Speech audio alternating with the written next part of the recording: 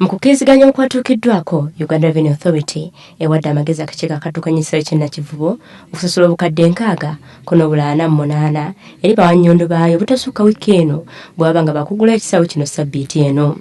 Junior Sembatya omwogezi w'Akakiikokano agamba bano batandise dda akaweefube w'okusolooza ensimbi okuva mu bapangisa ku bizimbe by'ekisaawe okulanga ekisaawe kiggulawo wiiki eno. Mulimu abapangisa abamu ababanjibwa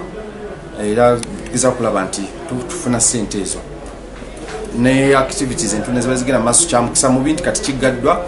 tewali activity egenda mu maaso nga ate bwe tunoonya ssente zino naye nga abapangisa be tulina mulimu abamu ababanjibwa bensuubira nti bajja tuwaka ssente okulaba nti tusooka tusasule ku zino ezisooka ekisaawe kisumululwe kikole emirimu ate awo tuddemu tutandika okulaba nti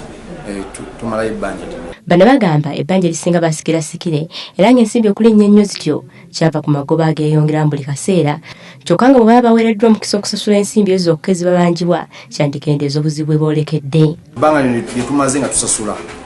essente ezeyongeramu interest ne penalties zezituusiza wano era nkusuubiza nti singa tuba tusasudde mu cash mu mwezi guno buli mwezi oguyitawo interest agenda